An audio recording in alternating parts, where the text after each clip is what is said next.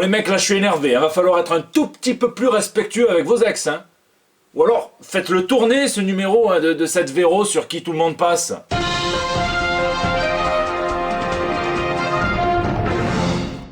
Ah bah ouais, moi je suis vénère là, hein, ouais, j'entends tout le monde dire moi je suis passé sur Véro, apparemment en plus elle aime les artistes, hein, tous les artistes lui passent dessus. Je suis un peu un artiste moi les gars. Enfin calmez-vous, hein, parce que ça pourrait être ta mère ou ta sœur, enfin je sais pas quoi. Bah la meuf elle a carrément un logo dédié quoi, oubliez Jackie et Michel, ça y est, c'est le futur ça les amis. Hein. Bon blague à part, hein, c'est le nouveau réseau social à la mode dont on a tous entendu parler hein, cette semaine, Véro, hein, donc un petit peu comme Facebook ou comme Instagram, avec plus beau, sans pub, bon... Est-ce qu'on verra le commis se mettre à Véro ou pas? J'en sais rien, je vous laisse me dire ce que vous en pensez dans les commentaires à ceux qui l'ont testé. Bon, n'ayez pas peur, hein, c'est bien mardi matin et c'est le Barb Point. Hein, donc le JT sort un jour en avance puisque je prends un avion là dans 10 minutes hein, pour aller me rendre à la soirée de lancement du Kickstarter du jeu Batman, le jeu de plateau par Monolith. Et cette semaine, il est tombé de la neige sur la France, comme si Kate Moss avait éternué sur tout le pays, mais pas que. Pas que, puisqu'il est tombé aussi beaucoup d'actu comics, donc tout de suite, hein, sans plus attendre, c'est les news de la semaine.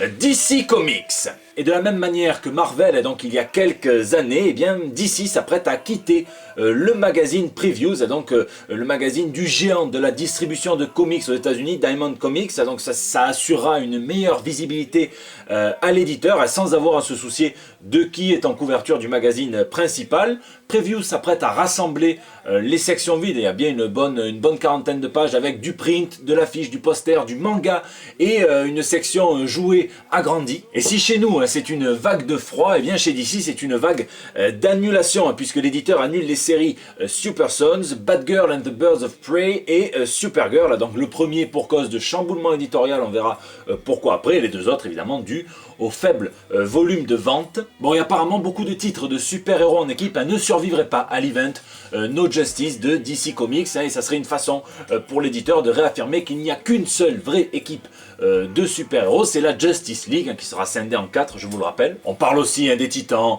des Young Justice, donc on sait jamais, on n'est pas à l'abri d'un Angambi, comme on dit. Rien à voir avec les X-Men. Hein. Donc tranquillement, DC prépare le futur avec notamment un nouveau super-héros, un musulman, et s'ils sont assez rares pour être remarqués chez les Big Two, un gros big up à Night Runner, à notre petit français à nous. Eh bien cette semaine, nous avons appris que Night Pilot était de confession musulmane. Night Pilot, le pilote de nuit, qui a dit Ben Laden. Oh non, vous avez un humour aussi noir que mon âme. Alors là, Night Pilot donc a fait son apparition il y a 2 mois dans Green Lantern, aux côtés de Simon Baz, et donc le lanterne mi-américain, mi-libanais, exactement comme son créateur Geoff Johns. Bon, vous le saurez, si vous êtes musulman et que vous voulez taffer chez DC, il faut que votre pseudo commence par Night apparemment. Chez DC, on prépare l'Action Comics numéro 1000 et l'arrivée de Bendis sur le titre, notamment en teasant donc de superbes covers qui représentent l'esprit de toutes les décennies phares de l'homme d'acier. Et puis la rumeur court que Bendis se servirait de l'arc Zero Hour pour son arrivée sur le personnage de Superman. Et donc Zero Hour, c'est par Dan Jurgens, c'est l'arc qui se situe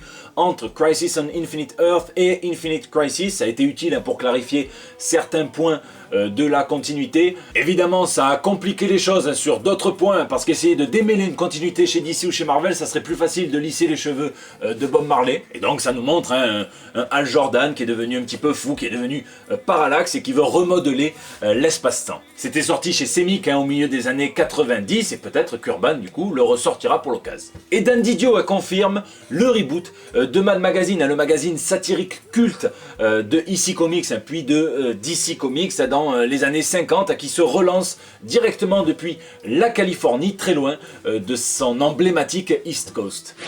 Le nouveau départ. Bon, chez Marvel, on conclut certains cycles pour préparer les prochains. Et peu importe la manière, certaines séries sont annulées comme Iron Fist ou Black Bolt, d'autres continueront sous une forme différente, avec par exemple le teasing de la dernière mission de la Old Woman X-23 en tant que Wolverine. C'est normal puisque Papa revient. Et on verra d'ailleurs ce qu'il adviendra de Papy Logan. Qu'est-ce qu'ils vont en faire? Est-ce que 2 Wolverine comme ça pourront cohabiter dans l'univers Marvel? spéculer. Et on nous promet quelque chose de brutal pour le final d'Amadeus Cho en tant que Hulk, parce que même s'il est trop cool comme son titre l'indique, il a quand même un monstre, voire plusieurs, à l'intérieur de lui. Rien à voir avec une gastro. Bon, évidemment, Bendis fait adieu à ses séries, la série d'Iron Man avec au moins 5 grosses surprises. Alors maintenant chez Marvel on compte en surprise, c'est comme ça. Et également à la série Spider-Man avec une conclusion en forme d'ouverture. Tiens d'ailleurs, il n'y a pas que Bendis qui fait ses adieux, puisque Chris Samney, actuellement le dessinateur sur Captain America,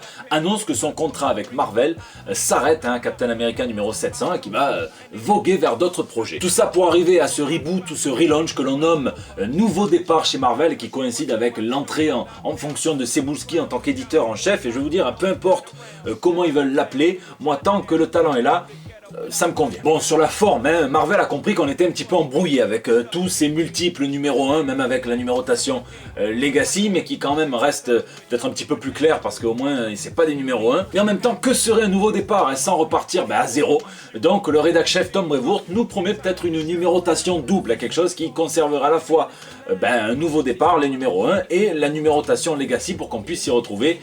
Essayez de pas crier trop fort dans les commentaires, j'ai les tympans fragiles. Alors là, tenez-vous bien, on reste dans la neige, puisque c'est l'avalanche de nouvelles séries. Le fer de lance, ça sera le Avengers numéro 1 par Jason Aaron et Ed McGuinness, dans lequel on alternera à la manière d'Aaron entre le présent et le passé avec les Vengeurs préhistoriques. Il y en aura 18 par an, avec un casting rotatif qui débutera avec Black Panther, évidemment, logique, Thor Goldenson, Captain Stevie jeune, peut-être facho, peut-être pas, on n'en sait rien, Tony Stark, donc la sainte trinité de chez Marvel, avec Captain Marvel, Ghost Rider en mode Robbie Reyes, et She-Hulk qui apparemment s'est remise au vert, mange ses légumes. Et il y aura aussi le Doctor Strange, au cas où quelqu'un a besoin d'une ordonnance. On aura droit également à un Thor, puisqu'il faudra bien qu'on nous raconte l'histoire de ce Thor, comme je l'ai dit, Goldenson, avec son marteau bling bling, et c'est Aaron qui va nous raconter cette histoire juste après son one-shot hommage qui s'appelle Les Portes du Valhalla, qui paraîtra en mai. Donc qu'est-ce que c'est une nouvelle BMW?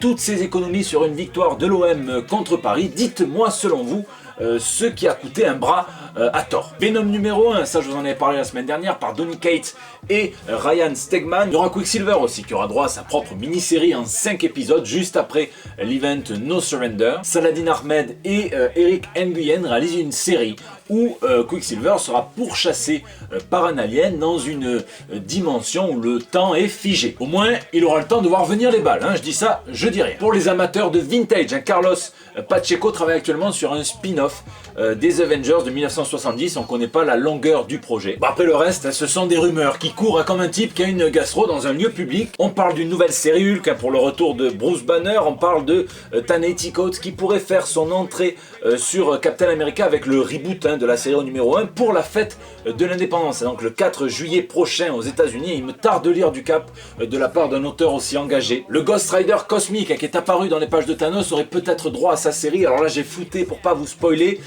mais putain que c'est excitant. Bon, et la demi-molle de la semaine, c'est ce teasing du retour de, je cite, quelques visages familiers pour se battre aux côtés des deux fantastiques Ben et Johnny, donc dans Marvel 2 in 1. Alors beaucoup interprètent ça comme évidemment le retour des Fantastic Four, alors que tant c'est juste l'homme top et un vilain Skrull, mais il serait salaud Marvel. Un autre indice, c'est que Marvel en mai prévoit de rééditer pas mal de Fantastic Four, des vieux runs, donc de l'omnibus avec du John Byrne, du Masterwork, donc ça pourrait être un signe. On renifle.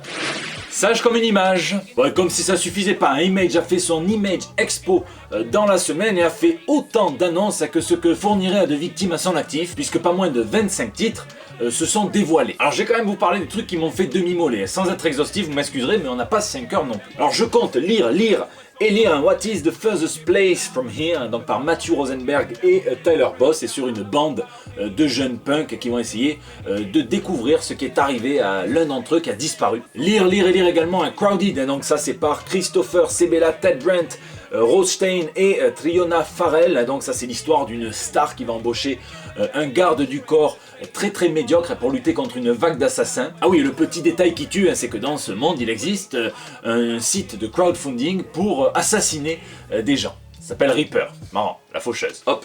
Mortus Corporatus. Il y a aussi Dead Rabbit, donc de Jerry Duncan et John McCrea, donc sur un mercenaire en couleur qui va être obligé de sortir de sa retraite. Le pitch est ultra classique, mais j'aime beaucoup l'équipe, donc à voir. Et je suis super content de voir que ce titre dont je vous parle depuis 2 ans, donc Red Hook par Dynasplay, qui est disponible gratuitement sur l'application Webtoon Lines, eh bien, va être enfin édité pour la première fois sur papier chez Image, bravo. Tonton McFarlane a fait pas moins de 5 annonces de comics, un Sam et Twitch True Detectives, pas mal, un Spawn Kills Everyone, un crossover entre le Medieval Spawn et Witchblade, et Spawn va faire face à un tout nouveau Violator donc dans sa série mensuelle, et Misery, un nouveau comics qui met en scène une ado qui en a marre d'être abusée, qui va se servir de son pouvoir pour venger les victimes. On a aussi appris que le français Bengal faisait équipe avec Rick Remender, le scénariste, donc pour un tout nouveau comics qui s'appelle Death or Glory, la mort ou la gloire. Et dans un comics d'action pendant la Seconde Guerre mondiale qui a l'air tout à fait original, un agent du gouvernement britannique va aller recruter un jeune boulanger dans la France occupée, donc dans la France de Vichy, et lui apprendre que s'il sait aussi bien se servir de son four, c'est parce que c'est le fils d'Hitler. Le genre de nouvelle qui te nique une journée quand même.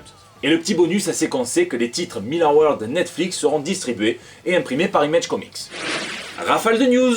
On termine avec une petite rafale, et putain c'est mon meilleur ennemi, Kevin Smith, qui a failli y passer, qui a failli crever, donc à cause d'une crise cardiaque. Et je suis bien content que le pire ait été évité, puisque je préfère encore qu'il finisse sa trilogie sur Batman chez DC, plutôt qu'il passe l'arme à gauche. Ça se souhaite pour personne, peu importe le degré et le niveau d'écriture. Donc bon rétablissement et courage à toi. Mais finis pas ton Batman. La marque Comic Con donc lance officiellement la toute première Comic Con Africa, et donc en Afrique du Sud, et comme Grid Expo, donc l'organisateur principal, s'associe avec VS Gaming, et bien le jeu vidéo, l'e-sport aura la part belle dans cet événement. Et Mark Millar n'a pas hésité à balancer, le type, il s'en bat les couilles, quoi. Il a dit que même s'il préférait largement les héros d'ici dans les comics, il sait pourquoi ceux de Marvel marchent mieux au cinéma, simplement parce que c'est toute une question de caractérisation des personnages et pas simplement de super pouvoirs et de force brute. Il rajoute même que Superman appartient à une Amérique qui n'existe plus, et que c'est pour ça que les gosses ne le trouvent pas cool ou n'arrivent pas à s'identifier. Je vous laisse me dire ce que vous en pensez dans les commentaires.